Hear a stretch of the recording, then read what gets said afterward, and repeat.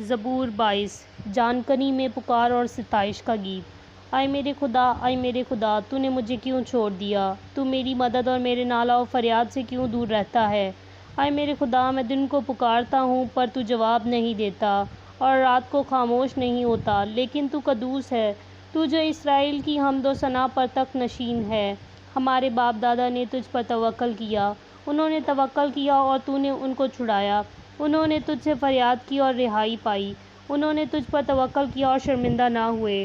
پر میں تو کیڑا ہوں، انسان نہیں، آدمیوں میں انگشات نما ہو اور لوگوں میں حقیر۔ وہ سب جو مجھے دیکھتے ہیں میرا مذاق اڑاتے ہیں، وہ منہ چڑھاتے اور سر ہلا ہلا کر کہتے ہیں، اپنے کو خداوند کے سپرد کر دے، وہی اسے چھڑائے، جبکہ وہ اس سے خوش ہے تو وہی اسے چھڑائے۔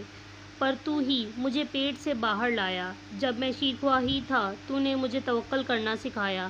میں پیدائش ہی سے تجھ پر چھوڑا گیا، میری ماں کے پیٹ ہی سے تو میرا خدا ہے۔ مجھ سے دور نہ رہ کیونکہ مصیبت قریب ہے، اس لیے کہ کوئی مددگار نہیں۔ بہت سے سانڈوں نے مجھے گھیر لیا ہے، بسن کے زور آور سانڈوں نے مجھے گھیرے ہوئے ہیں۔ وہ پھاڑنے اور گرجنے والے ببر کی طرح مجھ پر اپنا منہ پسارے ہوئے ہیں۔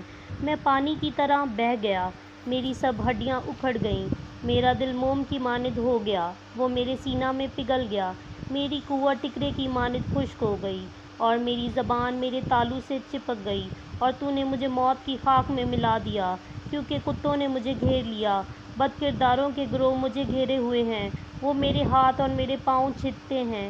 میں اپنی سب ہڈیاں گن سکتا ہوں، وہ مجھے تاکتے اور گھورتے ہیں، وہ میرے کپڑے آپس میں بانٹتے ہیں اور میری پوشاک پر کرہ ڈالتے ہیں۔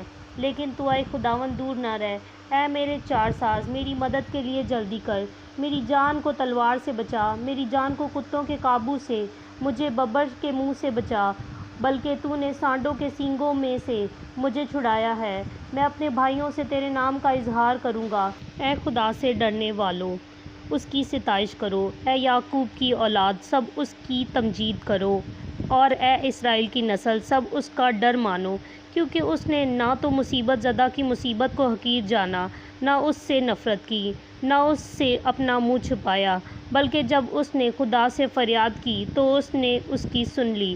بڑے مجمع میں میری ثنا خوانی کا باعث تو ہی ہے، میں اس سے ڈرنے والوں کے روبرو اپنی نذریں ادا کروں گا۔ حلیم کھائیں گے اور سیر ہوں گے، خداوند کے طالب اس کی ستائش کریں گے۔ تمہارا دل ابد تک زندہ رہے، ساری دنیا خداوند کو یاد کرے گی اور اس کی طرف رجوع لائے گی۔ اور قوموں کے سب گھرانے تیرے حضور سجدہ کریں گے، کیونکہ سلطنت خداوند کی ہے، وہی قوموں پر حاکم ہے۔ دنیا کے سب آسودہ حال لوگ کھائیں گے اور سجدہ کریں گے، وہ سب جو خاک میں مل جاتے ہیں اس کے حضور جھکیں گے، بلکہ وہ جو اپنی جان کو جیتا نہیں رکھ سکتے۔ ایک نسل اس کی بندگی کرے گی، دوسری پشت کو خداوند کی خبر دی جائے گی، وہ آئیں گے اور اس کی صداقت کو ایک قوم پر جو پیدا ہو گئی یہ کہہ کر ظاہر کریں گے کہ اس نے یہ کام کیا۔ آمین۔